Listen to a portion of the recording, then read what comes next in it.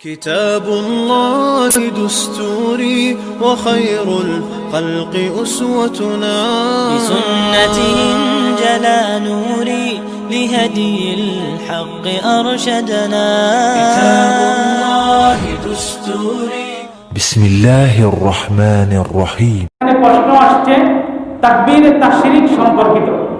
তাকবীরে তাশরিক এই বিষয়টা একটু পরিষ্কার করতে হয়। তাকবীরে তাশরিক কাকে বলে? তাকবীরে তাশরিক হলো জিলহজ মাসের 9 তারিখ থেকে জিলহজ মাসের 13 তারিখ আসর পর্যন্ত আমরা এই তাকবীরটা দিয়ে থাকি প্রতি নামাজের পরে।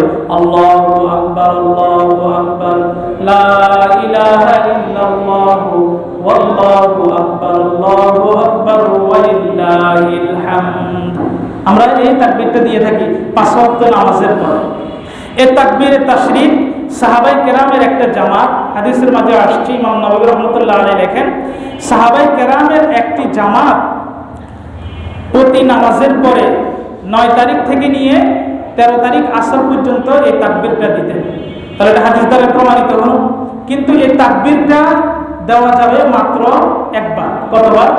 আমাদের সমাজে প্রচলন আছে, অনেকে কবাদে 3 বার দেয়। এটা 3 বার বলা এটা সুন্নাতের পরিপন্থী কাজ। ফতোয়া দারুল উলুম দেওবন্দ সহ ফতোয়া আলমগীরিতে আসছে যে এটা সুন্নাতের পরিপন্থী কাজ। তাহলে তাকবীরে তাশরিকটা আমরা কয়বার দিব? একবার। কত তারিখ থেকে?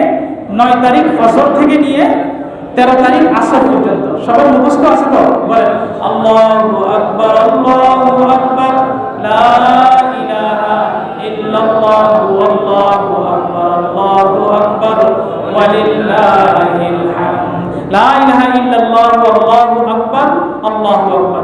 লা ইলাহা ইল্লাল্লাহর পরে ওয়াও একটা বাড়তি আসে, এজন্য এটা শিখে নেবেন। এটা দেওয়া প্রত্যেক নারী পুরুষের উপর ওয়াজিব 9 তারিখ থেকে 13 তারিখ পর্যন্ত। তার বিষয়টাও ক্লিয়ার হবে। দারসুল হাদিস ফাউন্ডেশন উম্মাহর স্বার্থে নিবেদিত আস্থার ঠিকানা।